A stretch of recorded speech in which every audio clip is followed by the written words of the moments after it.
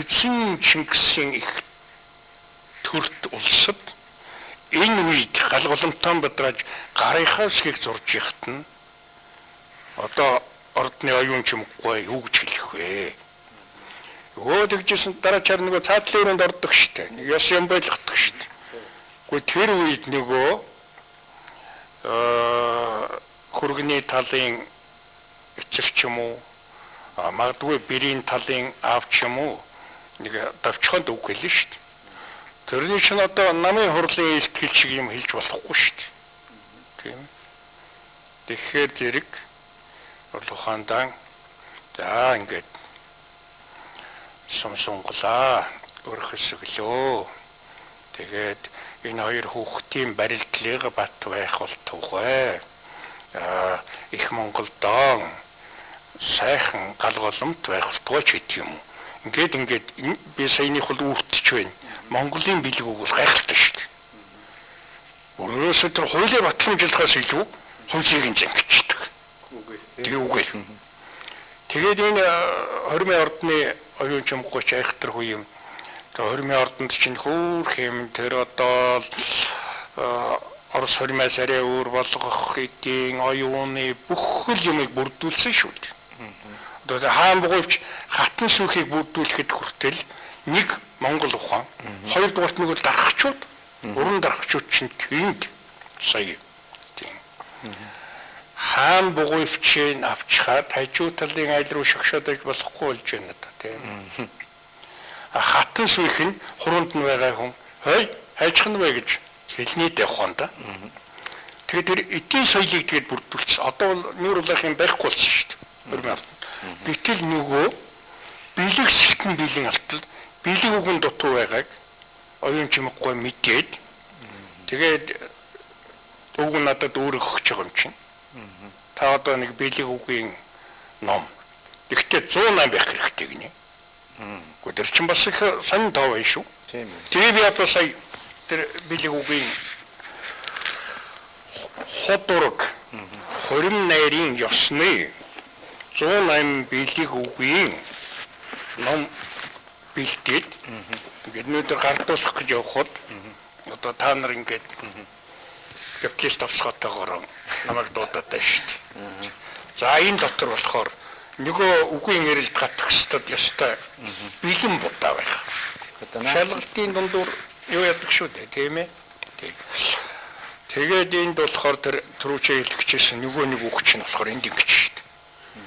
Өнөө нэг хоёр талын худург байж байгаа үед өнөө хундаг өрөх үед хэлэх ёстой үг гэлдэгсэн чинь төрөлтөө хүндтэй, төмөндөө алдартай, төрсөндөө ээлтэй, төрөлтөө илбэрэлтэй дөвшин жаргаж явцгаагаарай. Гүйн тавхан мөрөнд таван томдог байна. Тийм ээ. Нэгдүгээр төрөлтөө хүндтэй гэдэг чинь ажил үйлстэй сайн. Их орондоо хайлттай вэ гэсэн. Төмөндөө алдартай гэдэг чинь хүний хүү шиг, хүний охин шиг яваа гэсэн давхар утга байж. Төрсөндөө ээлтэй гэдэг чинь аавыгаа алд хүндэлж яваарэ. Аав ээжийг ахын дүүсээ бэлэм хүндэлж яваарэ. Аль сахалтаа тохой хүндэлж яваарэ. Алг өрсөлтийн уул байгаарэ гэсэн тиймэрхүү утгатай шүү дээ. Тэгээд тэр дөвшин жаргана гэдэг чинь хонгорсон сагсуурсан байхгүй нэ тий. Ингээд ийм цөөхөн үгийн дараачаар үтэгжсэн чинь хоо аяг шаазан шаварнаг эхлэхтэй ч гэсэн ангирж ингэрэг. Гүн нэг авгааны хоёр чивтэй ч гэсэн аяа нэг тартур хийдэг шиг. Гэхдээ тийм үед нэг хоёрт юу гэж хэлэх вэ гэсэн. Энэ дотор байж. Энэ оюун чимгээгчд олоод эндээс тэнд эхлэж. Совон овон ууралж байгаарэ. Цухтай хамтдаа инээж баар. Юу гэсэн үг вэ? Урднагууд нэгэн дугуулчих нь шүү. Тэгэхгүй шатхан лөө жүдэн зурж байгаа юм шиг юм болоод. Хөвсөйгөө хойглоо хийчих. Овон цуун уурлахаар бол энэ дугураасаа идэл гэж бодохоос бишэр дугуйгаасаа идэл гэж бодохгүй. Харин энийг болохоор яах нь вэ? Уурлахаар нь цувдаг. Энийхээр хамтдаа. Ингээд энэ гэрвэл үүр дэвтэй байхыг хэд бүр хэрэглэмээр юм шүү. Дэлхийн хүндрэлтэй хэрэглэмээр юм шүү. Яах болтгоо ганцхан Монгол биш тий. Тэрнийг чи мэддэггүй. Тийм юм чинь бас л үг. Магадгүй дайграхгүй шүү дээ. Тий. Тэгээд энэ бол бүгд байна тэр аав ээжээс нанх амнэгтэй юу ч хэлэх. Ороод ирчихнөхөө бурхан шитгэнд зайлвардаг. Тэр айлын шүтдэг юм шүтж байгаа хүн чинь соёлтой хүн бай таарна да. Сайн хүн бай таарна да. Тэгэнгүүтээ бас хэлгэн байна шүү. Өргөтгөрийн тань хойморт үлцийхэд ширдэг дээртэн өвдөг сүгдэн толгой бүхийн өний шүтэн чин залбирая. Өөдрөгүүлсмэн сэтгэлчлэн бүтдэгвэ. Би нэг юм гоох гэж байгаа шүү. Тэр бүтээсэ гэж бас давхар хэлээд байна. Тэгээд сүүлд хэрвээ тэр айлын эцэг бас нэг олон гуйлга бол үнд орно. Цөөхөн гуйлга бол мохны минь дараа доогод иж магадгүй гэж бодоод жаахан гатуурхс үед бол сая эгэл тав айтгаа эзэн Жингис зөвшөөрсөн шүү. Уянтай тав айтгаа бурхан хадаг зулайр юм авсан шүү гэнгүй таа гэдэг нээлтэл. Тэгээд нээлт нэг гэдэг чинь зөвшөөрнө гэсэн үг гэдэг юм байна. За тэгээд энэ мэтлэнгээр. За тэгээд нөө бэлгэсэлт өргөн илтээ өдөр чинь 8 хийж байгаа юм биш шүү дээ. Тэгтээ бол булган намнаач нь манайд байна. Буг намнаач нь танайд байна. Цаашдын ерөөл нь хамтдаа билээ. Цагаан сүүний харамж өргөё гэл. Галины чих олон хувилбартай шүү дээ. За тэгсээр байгаад сүүлдээ нэг тий өхөлснөө хэлэхдээ ялаа шүү манай мохныг авахнаа гэдэг ингээд нөхгүй юм шүү дээ. Оо бас битүү утгаар хэл. Үгэн дотор үг байдаг гэдэг шүү дээ. Тэр үгийн 108 утгын салаа утгыг мэдэхгүй хүн бол юу гэдэг байгаа гэж гайхна. Тэгээд тэр зөвшөөрөх хайстай үгийн хэлэхдээ 20 үсийн 2 болтугай. Хой төрмэн сэтэрхий болтугай гэж байгаа. Сонин байгаа биз? Гэхдээ ч одоо алзанган бол биш шүү дээ 20 үс гэж юу байх вэ чи. Тэр яд гэхээр ер нь одоо энэ ялангуяа энэ манай ойрдын төр бол охид үсээ их олон салаа сүлждэг шүү дээ. Нэг их олон салаа сүнжиг харсан уу чи? За дэрчин яаж байгаа юм гэхээр зэрэг олон салаа сүлжсэн тийм шинжигтэй охин бол онгоноор байгаа шүү. Олон эрийн нүд булааж байгаа шүү гэсэн утгатай юм. За тэгээд тэр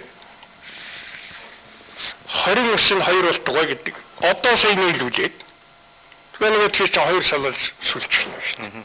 Өөрөөр хэлбэл тийм ахынтай айлдвал одоо бэр гордож болох нь нэгэнт 2 салаалаад юм уу нийлүүлээд сүлжих зайлаас бол өө энэ ч анти юм байна гэж харах нь шүү дээ. Тийм ээ.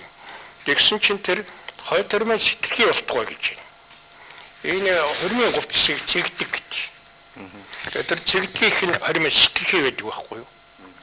Бүтэн бол энэ хатан төчөөгүй гэсэн. Сэтэрхий болохоор өө энэ чинь айлын бэр болцсон.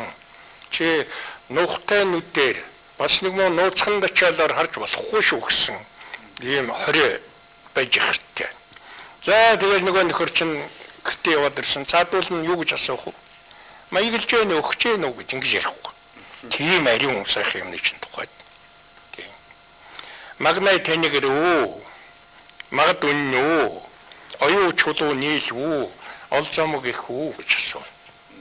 Тэгэнгүүт яг нэг төрн маш их баяртай ирлээ. Магнай тэнийж ирлээ гингүүт. За сэтсэн үл сэтгэлчлэн бүтчээ гэд. Ингээд бодоод явчих жишээт. За тэгсэн чин дараачаар нь бол энэ хоёр хүүхдийн хоримн дээр хэлдэг их сайхан ерөөл дотор энэ дээд тэнгэрийн орны бурхадтай нэр холбоотой тийм сайхан бэлэг өгнүүд бас ч зөндөө. Жишээ нэг хоёр хүүхдэд чинь яадаг вэ гэхээр зээ гэж бүр заавал хэлж хэлнэ. Одоо нэг их хурал дээр чинь гişүүдийг чимээг болгохын тулд нэг хонх дуургадаг штэ. Одоо манайхан ч 2000 дээр нэг лонх нийлээ лондог штэ. Тэгэхгүй. Зээ гэж тэгвэл энэ чинь үг хэлэх гэж байна, ая барих гэж байна гэж ойлгодог. Тэгээд 8 намсраа шиг буйны шидийг олдгоё. Найдан жүдэх шиг үрийн буян чуулдгоё. Манчир бурхан шиг насны хөтөг оршдгоё. Энэ цааталтай